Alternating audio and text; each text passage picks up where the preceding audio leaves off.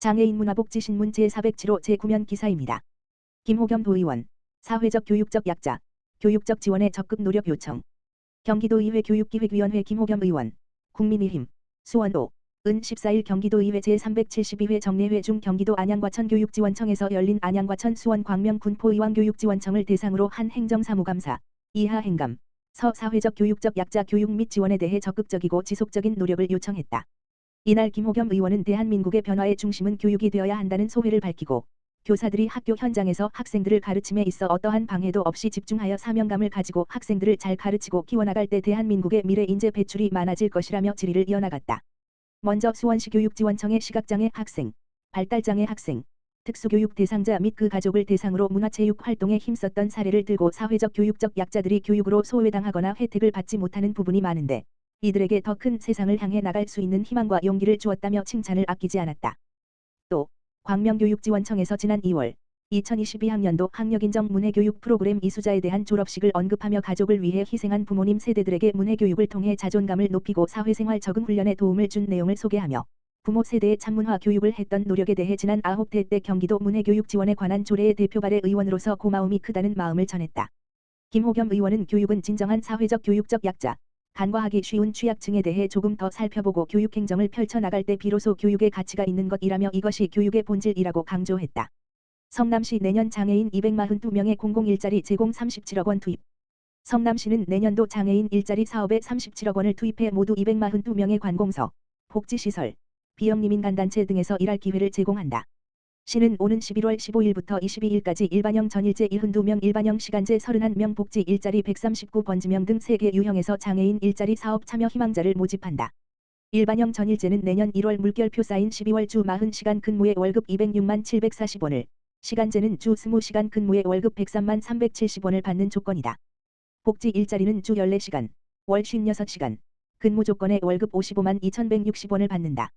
근무지는 시구청, 동행정복지센터, 우체국, 도서관, 장애인 종합복지관 등이며 배치 기관에 따라 행정보조, 사서보조, 우편물 정리, 장애인 주차구역 단속보조, 환경도우미 등의 일을 하게 된다.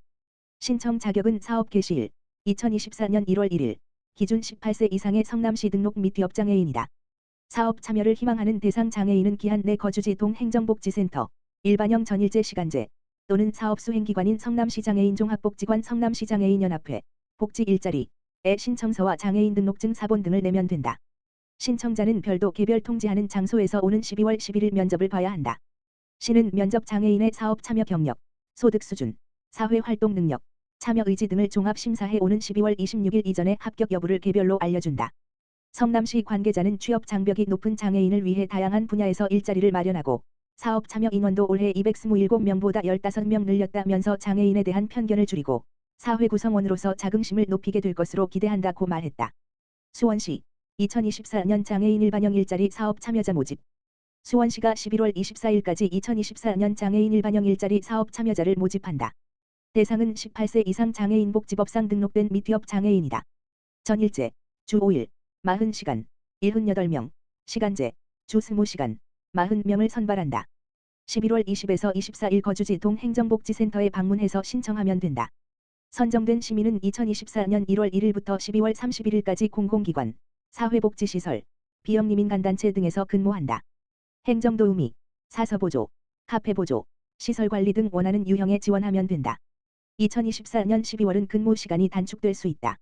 서류심사, 면접, 12월 중을 거쳐 선발한다. 자세한 내용은 수원시 홈페이지 https://www.suan.co.kr 수원소식 공고 고시 입법예고 게시판에서 확인할 수 있다. 한편 장애인 복지 일자리는 2024년 수행기관으로 선정된 4.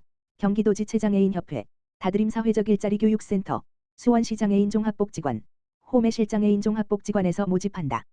총 110명을 선발할 예정이다.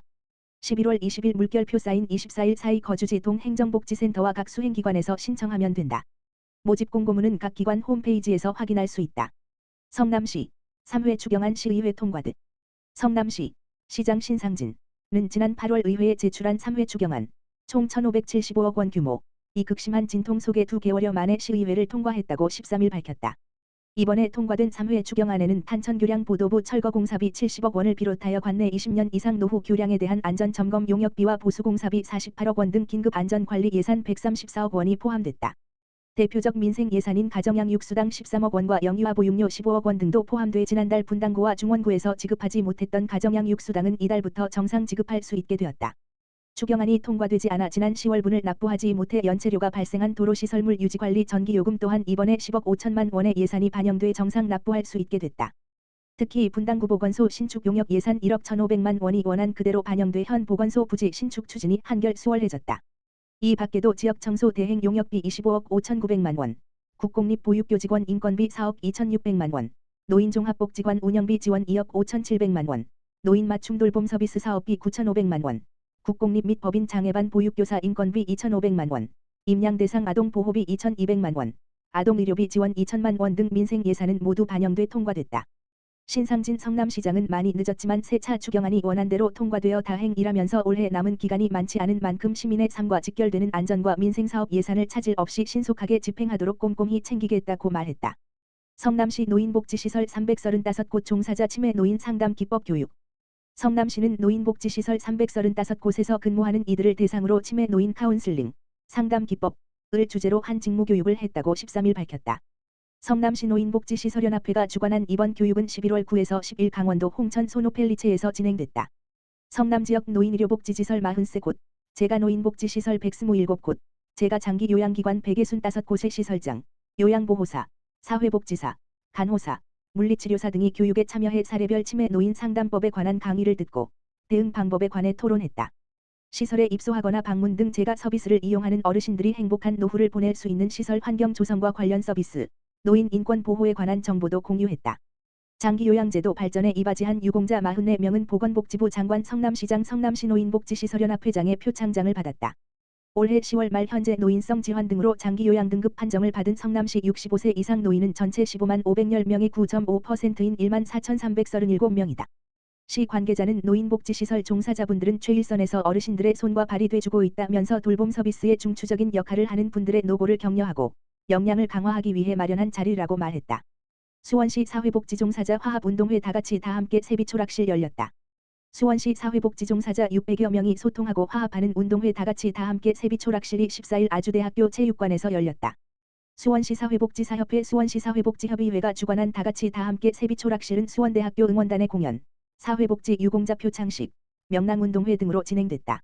이날 명랑운동회에서 사회복지종사자들은 노인, 장애인, 지역복지, 종합, 여성 아동 다문화 정신재활 학교 사회복지 등 4개 팀으로 나눠 초성 맞추기 게임, 악스 게임, 한 다리 들고 오래 서 있기, 큰 공 옮기기, 풍선 기둥 쌓기 등 팀별 대항전을 펼쳤다.